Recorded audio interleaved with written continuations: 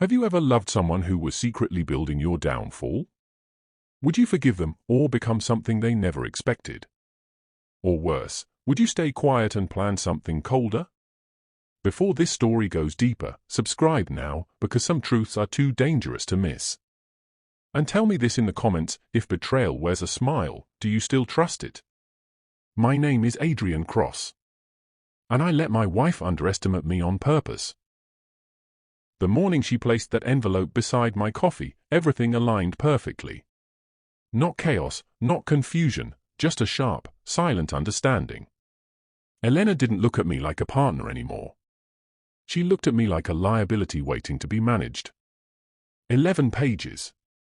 Structured, calculated, completely emotionless. A post-marriage agreement designed to protect her future from me. I read every single word carefully. And somewhere between the legal terms and hidden intentions, something inside me changed forever. It wasn't anger. It wasn't heartbreak. It was clarity. Because this wasn't a sudden decision. This was a strategy she had been perfecting for a long time. And the most dangerous part? She truly believed I would never see it coming. Too quiet to question. Too simple to fight back. She smiled before walking out that morning. That same controlled, distant smile I once thought meant strength. The door closed gently behind her. But what she didn't hear was the beginning of something far more calculated. Because while she believed she was securing her future, I had already started redesigning hers completely. And when the truth finally reached her, there would be nothing left for her to hold on to. This story didn't begin with that envelope.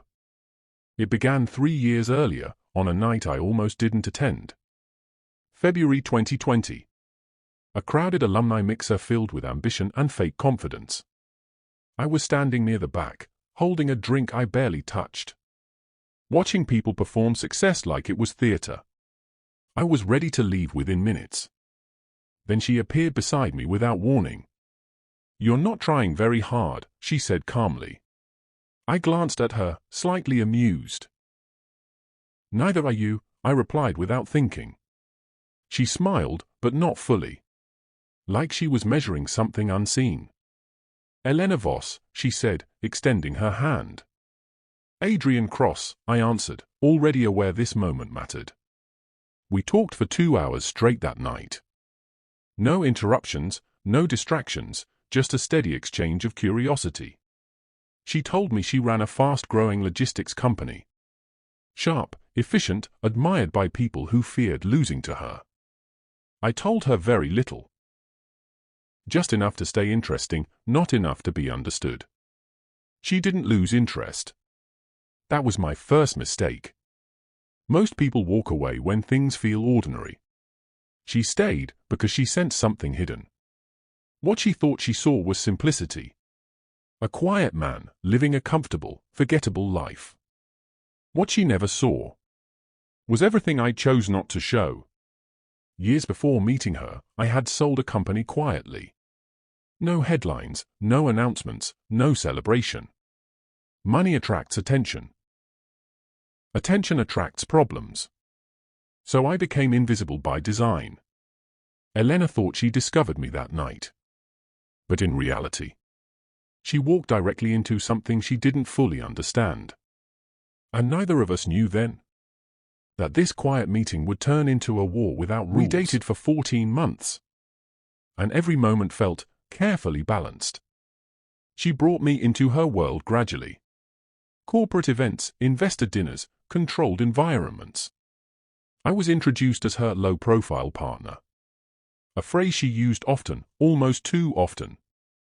At first, it sounded harmless. Even flattering in a strange way. But over time, I noticed something deeper. I wasn't being presented. I was being positioned. Like a detail in a larger picture. She never asked too many questions about my past. That should have been the warning. People who care always ask. People who plan only confirm. My friend Daniel noticed it before I did. He pulled me aside one evening after a gala. She doesn't see you, he said quietly. She presents you, he added, more seriously. I laughed it off at the time. Because denial is easier than truth. We got married in May 2021. Small ceremony, controlled guest list, precise execution. Everything felt efficient. Almost rehearsed. Even then, something felt slightly off. But I ignored it willingly. Because part of me wanted it to be real. The first year passed smoothly. Routine, comfort, predictable happiness. Then everything changed quietly. Not with an argument. Not with distance. But with a document. A file I was never supposed to find. And once I opened it, there was no going back. It was a Sunday afternoon. Rain tapping softly against the windows. I was searching for a routine document. Something simple, something ordinary. Instead, I found something else entirely. A folder labeled archive. Too clean, too intentional to be forgotten. Inside it, a file named Exit Strategy. I paused for a moment before opening it. Because some instincts should never be ignored. But I opened it anyway. 12 pages. Structured, detailed, disturbingly calm. Our marriage. Broken down like a business plan. Timeline, assets, behavioral patterns. Even projected outcomes over 5 years. I read it twice without moving. And then I saw a name. Marcus Hale. Her business partner, and something more.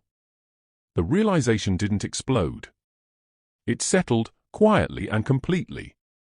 This wasn't betrayal driven by emotion. This was calculation disguised as love. She hadn't chosen me despite my invisibility.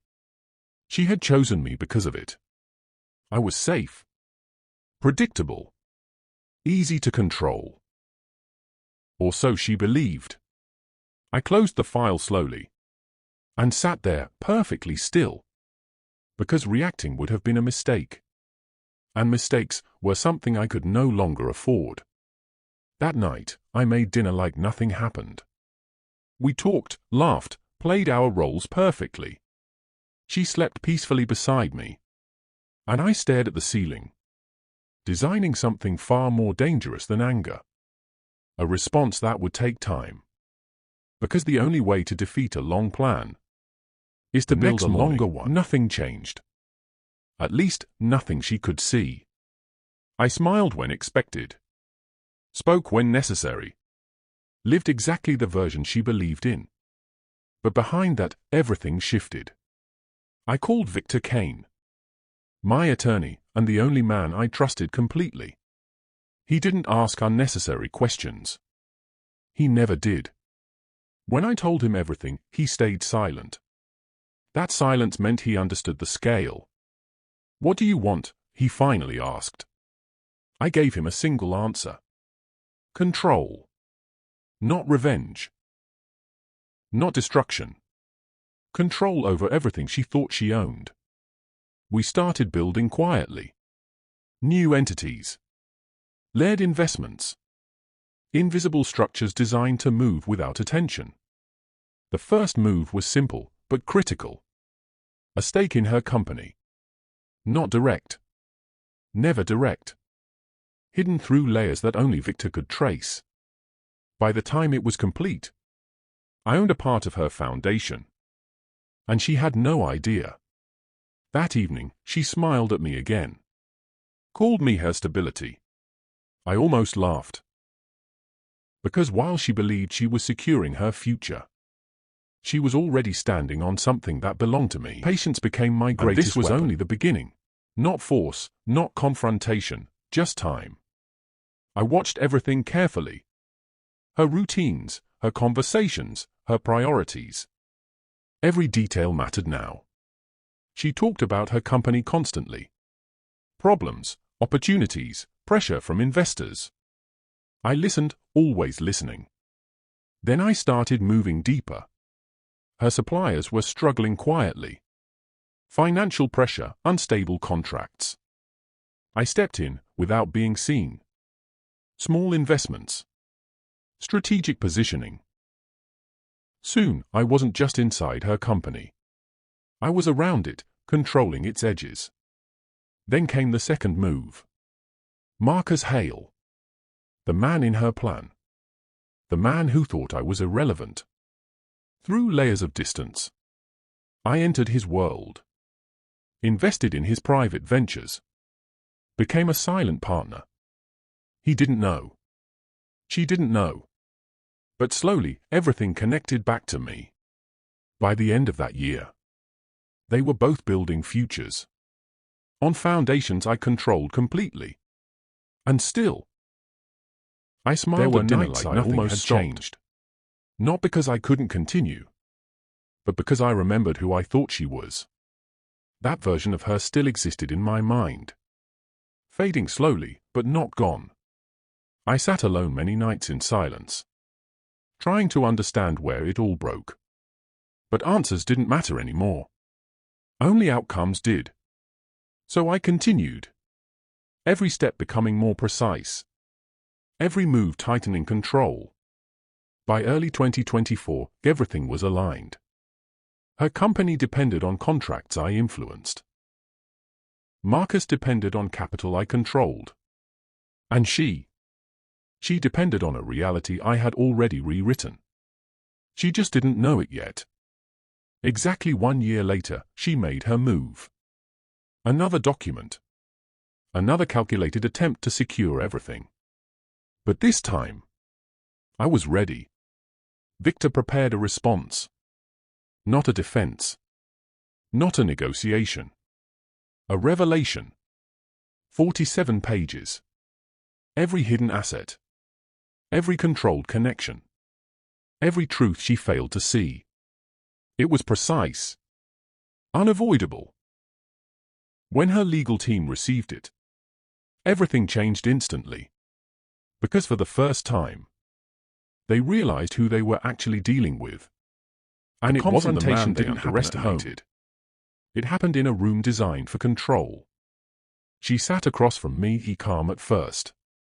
Then confused. Then silent. As every layer unfolded, her confidence disappeared slowly. Not dramatically. Not emotionally. Just gone. Marcus tried to speak. He failed quickly. Because the truth leaves no room for performance. For the first time, she looked at me without certainty. And I saw it clearly. Fear. Not of loss, but of realization. She never understood me. Not even once. In the end, there was no argument. No dramatic collapse. Just silence. Controlled, final, absolute silence. She lost everything she tried to protect. Not because I took it, but because she built it on something false.